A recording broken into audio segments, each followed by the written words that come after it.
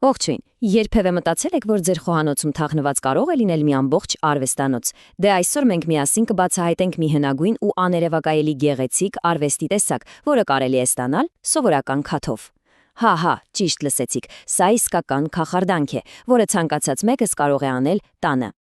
Այս արվեստը կոչվում է էբրու, իսկ գիտեք ինչ է դա նշանակում պարսկերենից թարգմանաբար։ Օդային ամպեր։ Արդեն անունն ինքնին հուշում է, թե ինչքան նուրբ ու կախարդական բանի հետ գործ ունենք, այնպես չէ։ Թռչող ամպերի արվեստը։ Հենց սա է էբրուն։ Արևելյան ավանդական արվեստի տեսակ։ Խոսքը բառացիորեն ջրի մակերեսին նկարելու մասին է։ Պատկերացրեք, դուք ստեղծում եք անհավանական նախշեր հենց հեղուկի վրա, հետո զգուշորեն դրանք տպում թղթի վրա։ Ուղղակի ֆանտաստիկ է։ Բայց այստեղ մի բայց կա։ Ավանդական էբրուն, գիտեք, բավականին բարդ գործ է։ Պահանջվում են հատուկ, մասնագիտացված նյութեր, օրինակ, ջուրը թանձրացնում են հևեյա կոչվող ծառի հյութով, իսկ ներկերը պատրաստում ուշադրություն, ցլի լեղուց։ Այսինքն, սա ոչ միայն թանկ է, այլև եկեք խոստովանենք, սովորական մարդու համար գրեթե անհասանելի։ Լավ, բայց եթե ես ձեզ ասեմ, որ կա մի հնարք, մի զարմանալի հնարք, որը թույլ է տալիս շրջանցել այս բոլոր դժվարությունները։ Ժամանակն է բացահայտելու այն գաղտնիքը, որի շնորհիվ յուրաքանչյուրս կարող ենք էբրու ստեղծել։ Հենց մեր խոհանոցում։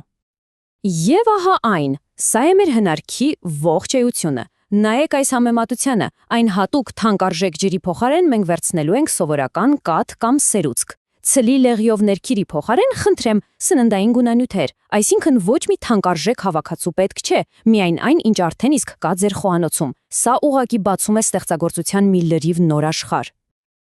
Լավ, արդեն ոգևորվեցիք, եկեք գործի անցնենք։ Հիմա կտեսնենք, թե կոնկրետ ինչ է մեզ պետք, որ մեր խոհանոցը վերածենք իսկական արվեստանոցի։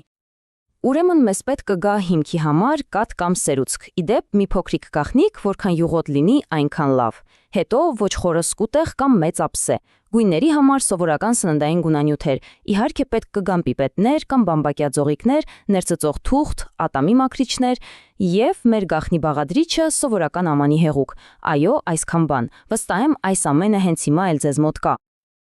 Դե ինչ, ամեն ինչ պատրաստ է։ Հրաշալի։ Եկեք սկսենք ստեղծել մեր սեփական կաթնային գլուխ գործոցը։ Գնացինք։ Ահա մեր գործողությունների պլանը 5 պարզ քայլ։ Սկզբում լցնում ենք հիմքը, հետո ավելացնում գույները, հետո սկսվում է կախարդանքը։ Դրանից հետո ստեղծում ենք մեր նախշերը եւ վերջում տպում մեր ստացած նկարը։ Ինչպես տեսնում եք, ամեն ինչ շատ պարզ է։ Ուրեմն առաջին քայլը։ Վերցնում ենք մեր սկուտեղը եւ մեջը լցնում կաթը։ Շերտը պետք է լինի մոտ 0.5 սանտիմետր։ Հետո վերցնում ենք գունանյութերը եւ զգուշորեն կաթեցնում կաթի մակերեսին։ Հենց այնպես տարբեր տեղերում։ Կարևոր է, որ դրանք չխորտակվեն, այլ մնան մակերեսին։ Լավ, իսկ հիմա պատրաստ եք իսկական քախարդանքի, որովհետև այնինչ հիմա տեղի է ունենալու ուղղակի անհավանական է։ Վերցնում ենք մեր կախարդական փայտիկը, ատամի մաքրիչը։ Դրա ամենածայրը թաթախում ենք ամանի հեղուկի մեջ, շատ քիչ է պետք, եւ զգուշորեն հպում այն գունավոր կաթիլներից մեկին։ Ու դուք կտեսնեք, գույները բառացիորեն փախչում են օջառից, ստեղծելով անհավանական շարժում, զարմանալի տեսարան է։ Իհարկե, մենք սա կախարդանք ենք անվանում, բայց իրականում այս ամենի հետևում կանգնած է շատ պարզ ու հետաքրքիր գիտություն։ Եկեք մի պահ հասկանանք, թե ինչ է իրականում տեղի ունենում։ Ամբողջ գաղտնիքը մակերևույթային լարվածության մեջ է։ Պատկերացրեք, կաթի մակերեսը կարծես ձիգ թաղանթ լինի, իսկ ամանի հեղուկը մասնագետ է այդ թաղանթը քանդելու գործում։ Հենց օճառը դիպչում է կաթին, այն քանդում է այդ լարվածությունը, եւ ամբողջ մակերեսը սկսում է շարժվել։ Գույները պարզապես քշվում են այդ շարժման հետ, ճիշտ այնպես, ինչպես կեղտը փախչում է օճառից։ Դե հիմա, երբ գույների պայթյունն արդեն տեղի է ունեցել, սկսվում է ամենաստեղծագործական մասը։ Վերցրեք արդեն մաքուր ատամի մաքրիչ եւ սկսեք նկարել։ Զգուշորեն գծեր քաշեք, միացրեք գունավոր կետերը, սրտիկներ արեք, ինչ որ ձեր երևակայությունը թույլ տա։ Այստեղ սահմաններ չկան։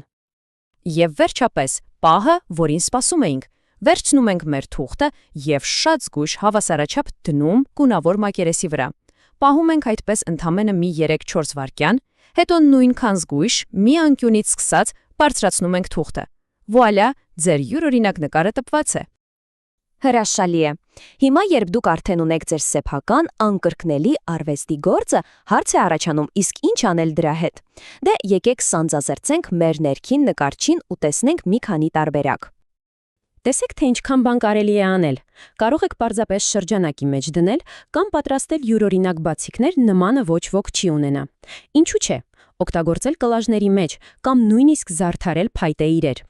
Իդեպ, մնացած կաթը դեռ կարելի է օգտագործել եւ ստանալ եւս մեկ տպագրություն։ Հիշեք, որ երկու նույնանման նկար երբեք չի ստացվի։